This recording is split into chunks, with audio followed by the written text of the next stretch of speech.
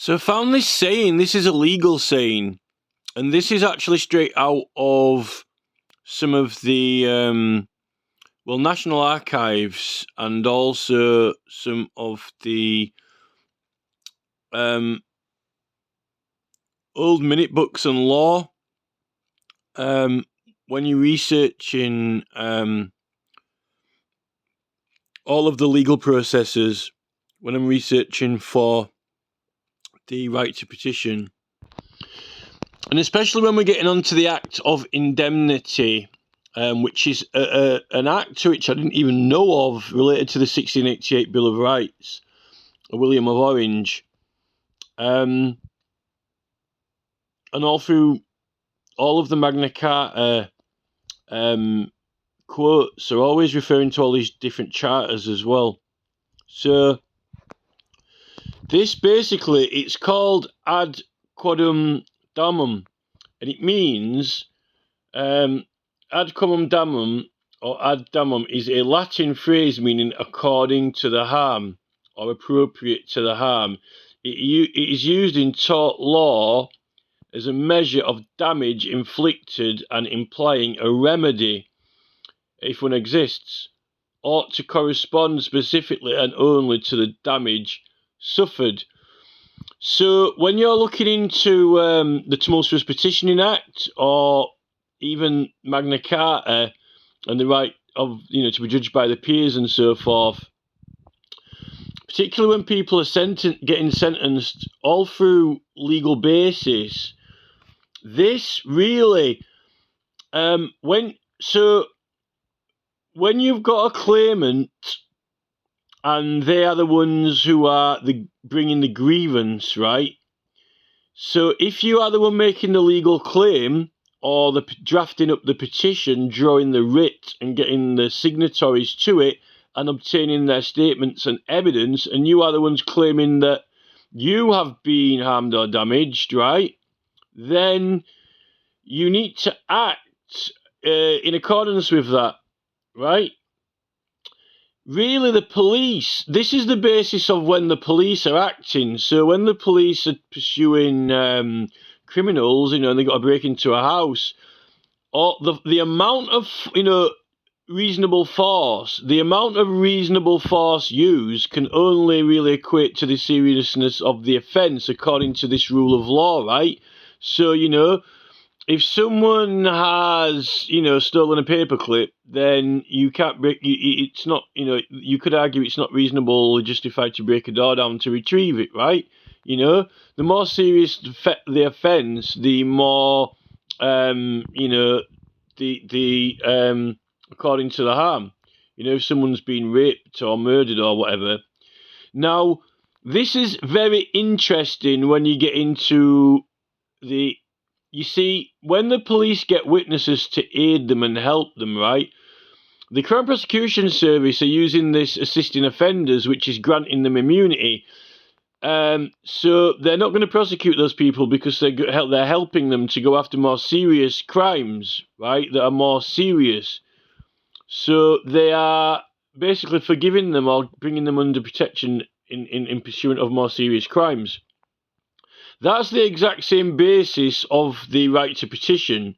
So we could use, for example, Stop ULEZ, right? So Stop ULEZ, I've got a petition and a claim against the Sadiq Khan, the Mayor of London, and they've also took the grievance to Parliament that the ULEZ fines are unjust. The ULEZ fines, there's some people getting, piles and piles and piles of letters every day, like hundreds of them. There was a guy the other day with about 100 letters on his car bonnet. All these fines from ULEZ. Now, if the people and the people don't believe that those cameras are fair or just, and they actually believe that it's actually harmful, they're being financially penalised. I mean, there's all those great charters of London through all the kings from the 1200s, 1300s, 1400s to the 1600s and so forth. they grant the peace of the city. It's called the liberty of London, the liberty of the city, and it's the freedom, the privileges, the rights of the city, because the city's meant to be safe and the city's meant to be peaceful. Now, you might say, well, like, are Just Stop Oil breaking the peace? Are Extinction Rebellion breaking the peace? Well, the claim is that there is no peace because people can't, move or drive around peacefully without being fined or extorted undue amounts of money. So therefore, you could argue under this principle of law that the amount of current harm that is being done, financial harm and damage to the people, the citizens, when it's meant to be a city of preserving the peace, is actually not causing peace. It's actually causing a lot of harm, distress, and upset to the people. So therefore, you argue that their response to relieve themselves of this damage and harm while they're pursuant of the grievance, right, is proportionate to the fines and the harm to the drivers, all the penalties, right? I think that is the basis of most petitions, because you have a grievance. You've got to have a grievance or a case, right? So you've got like a grievance or a case, and you've got like a dispute, and you're claiming a harm, a matter for correction, right? And therefore the response, the indemnity covered by the people who sign it and their actions to pursue it are deemed proportionate to that, and they've got a immunity or indemnity at least until they are adjudged, because they're actually pursuing a judgment. They're not evading a judgment. They're actually pursuing a judgment, right, from either Parliament or the people. Well, they're taking it above the peers. It's above the civil courts and criminal court, because that was a tumultuous act if you get under 20 signatures, right? Sorry, if you get over 20 signatures. So they are, their claim is that the ULEZ is unjust, so all their actions are justified in order for relief. And when people sign it and the public agree, that's really their opinion and judgment, It really is the same basis as the police, how the police have got certain regulations and rules for their conduct.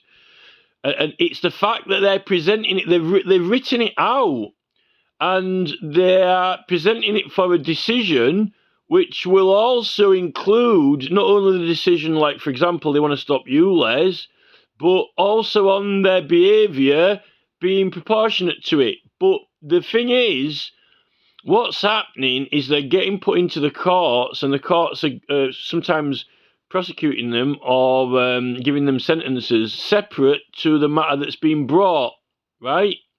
And they're trying to get, what the courts are trying to do is they're trying to judge them, they're trying to judge this action that they're taking as not proportionate, but they're judging it in a separate matter to who's actually deciding the petition, because the courts don't have jurisdiction to decide petitions to Parliament.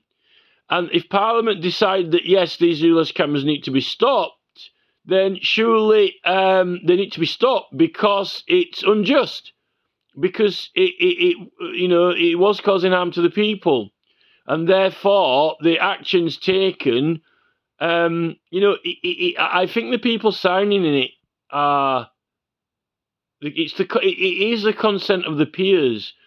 It is the judgment of the peers who are signed, or that they're subscribing that these actions are necessary as a response in pursuit of this grievance. I think that's what it's down to at the end of the day. Once I've discovered this act, there's actually an act of indemnity now, where basically the king forgave all of the people who opposed him, but some people were exempted from it. You could say that the courts are exempting people from the right to petition protection when they go into the courts, but they're not saying that. They're not saying that, oh yeah, you've got privilege, you've got protection, you've got an indemnity, but on this occasion we're going to exempt you. All they actually do is go in there, say you've committed this crime, and they just get the jury to judge whether they're guilty or not, or the magistrates. They don't actually acknowledge that, there is a case in the first place, and they're actually covered by indemnity. They don't actually. I don't think they're claiming a right, because you wouldn't. You're not at that point. You're not answering you're not be construed as a defence against a charge. And that's why, under the Criminal Damage Act, even, you've got exercising a right, privilege, or interest, which is not construed against a defence against a charge. You don't enter a plea or a defence. It's a civil matter. It's very much like the election petition rules, where all matters, facts, and circumstances have to be laid out, and everyone has to tell the truth in order to get their indemnity. It's more like that. Now, maybe Parliament or the King might decide, that it doesn't justify the action, but they're still pursuing it, and they've got a hell of a lot of signatures. And I think, to be honest, the Parliament put a bill through to try to stop ULEZ, but the Labour Party blocked it. So Parliament really have, in a way, they've pursued the resolution. And some of the ministers must have agreed that they need to stop ULEZ. In fact, the mayor that's running now in the election, in the candidates, which I think the whole election's rigged now. I think all the election rules have been broken. But one of the candidates is going to stop ULEZ anyway. So if she's pursuing stopping it still through the mayor's position, potentially, then it will be deemed as it was an unjust measure. Therefore, the people were pursuing an unjust measure, and there's a proportionate response. I think that's where we are with it. So there are lots of campaigns that don't go anywhere near as close to what ULEZ are doing. Cutting some of these cameras down and so forth. I mean, just like, if you're investigating something and you need to find out information and stop somewhere, where otherwise it might be a little bit dangerous, but, if it justifies obtaining the evidence, then those are the risks. So the police couldn't exist without this principle in law. If this principle in law did not exist, then the police couldn't exist, right? So, but a lot of the time, this is the thing now with Exit Rebellion are talking about, the planet and the environment and what is a proportionate response to that and so forth. So I don't think that they are bringing this up, I don't think they're bringing this up as a legal basis. And they're not even and if this were to be brought up as a legal basis, I don't think it would be in defence either. It would be it has to be understood through civil matter.